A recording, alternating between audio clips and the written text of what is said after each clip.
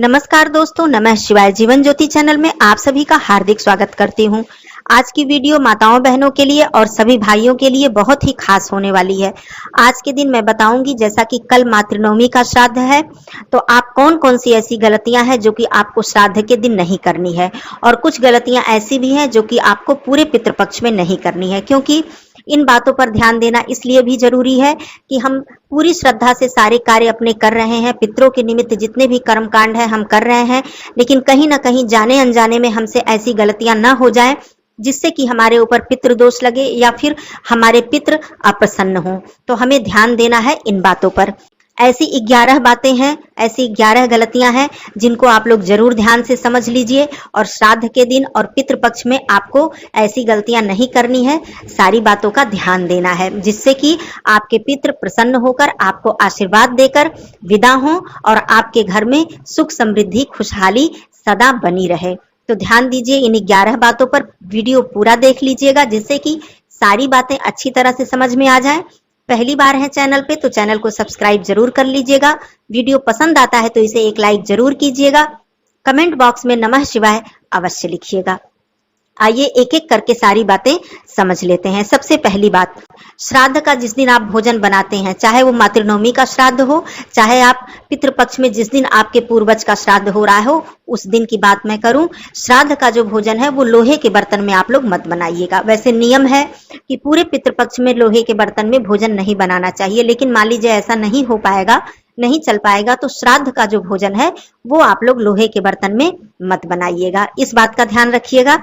दूसरी बात, पूरे पितृपक्ष में या फिर श्राद्ध के दिन आप लोग किसी भी प्रकार के जानवर, पक्षी इत्यादि को नहीं हानि पहुंचाएंगे, कष्ट नहीं पहुंचाएंगे, नहीं सताएंगे, चाहे वो कोई भी हो। जैसे कि हम लोग गौ माता को भोजन देते हैं, कौवा को भोजन देते हैं, चींटियों के लिए, कुत्ता के लिए निकालते हैं, लेकिन इनके अलावा जितने भी जानवर पक्षी हैं, प्रयास कीजिएगा कि आपके द्वारा उन्हें किसी भी प्रकार का कष्ट ना पहुंचे। इससे आपके पितृ जो हैं वो अप्रसन्न होंगे, रुष्ट होंगे और आपको पितृदोष लगेगा। तीसरी बात, आप लोगों को श्राद्ध वाले दिन शरीर पर तेल बिल्कुल नहीं लगाना है। वैसे पूरे पितृपक्ष में ये नियम है कि जो भी भाई बहन तर्पण कर रहे हैं, श्राद्ध करना है, वो अपने शरीर पर और बालों में तेल न लगाएं।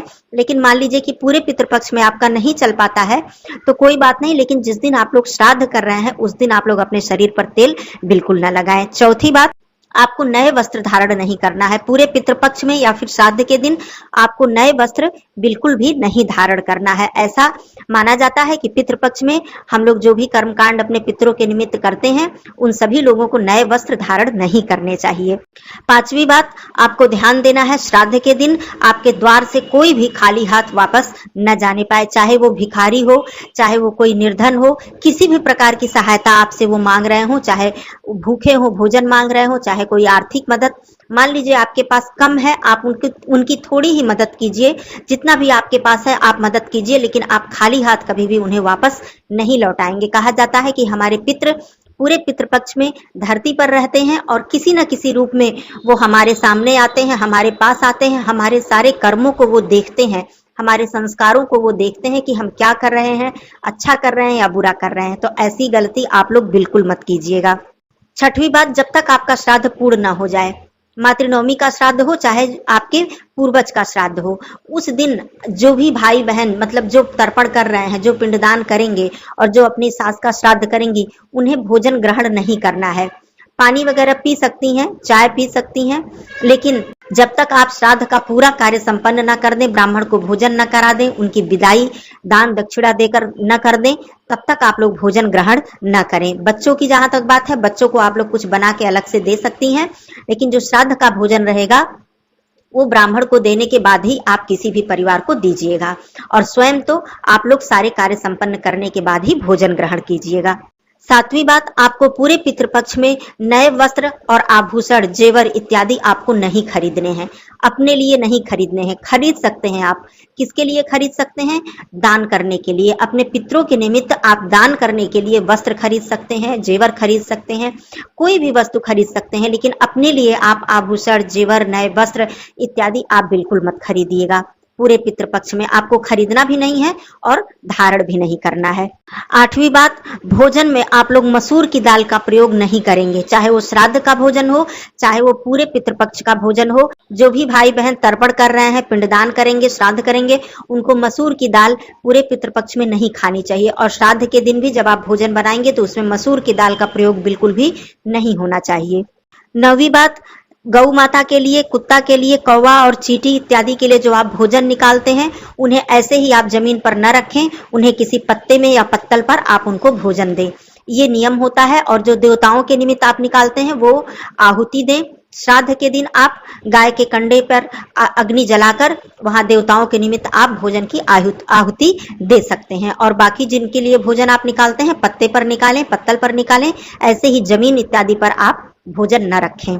10वीं बात, जो भी हमारे पुरुष भाई हैं जो पिंडदान करेंगे, श्राद्ध करेंगे, वो पूरे पितृपक्ष में जिस दिन उनका पिंडदान अपने पिता का जिस दिन उनको करना है, उसी दिन वो अपने दाढ़ी और बाल कटवाएंगे। उससे पहले वो अपने दाढ़ी और बाल इत्यादि बिल्कुल भी नहीं कटवाएंगे। ये नियम है, इस बात का आप लोग जरूर ध्यान दीजिएगा। 11वीं बात, पूरे पितृपक्ष में या फिर श्राद्ध के दिन आप लोगों को बासी भोजन का प्रयोग नहीं करना है। जितने भी मेरे भाई बहन हैं वो श्राद्ध करने वाले हैं, उनको बासी भोजन पूरे पितृपक्ष में नहीं करना चाहिए। इस बात का ध्यान दीजिएगा। परिवार में और अन्य सदस्य जो हैं जिनको ये सारे कर्मकांड नहीं करने हैं, वो लोग भले ही कर लें, लेकिन आप लोगों को बासी भोजन नहीं करना चाहिए। ये 11 बातें थी जो कि आप लोगों को जरूर ध्यान देना चाहिए।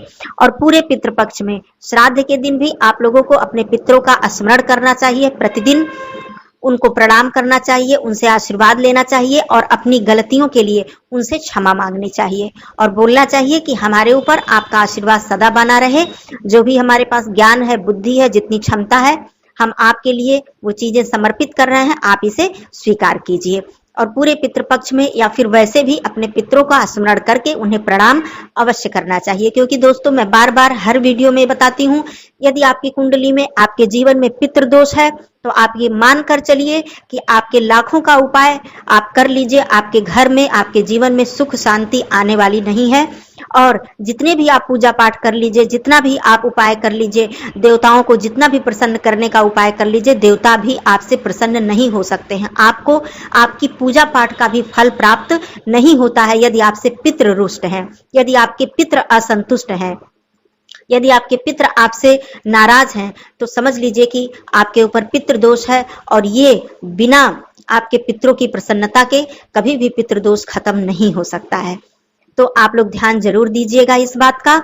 ये बहुत ही गहरी बातें हैं, ये बहुत ही ज्यादा महत्व देने वाली बातें हैं, इसे हल्के में बिल्कुल मत लीजिएगा। तो आप सभी लोगों के ऊपर आपके पूर्वजों का, आपके पितरों का आशीर्वाद सदा सर्वदा बना रहे, ऐसी कामना करती हूँ। फिर मिलती हूँ अगले वीडियो में, तब तक के लिए धन्यवाद दोस्तों। नमः शिवाय। हर हर महादेव।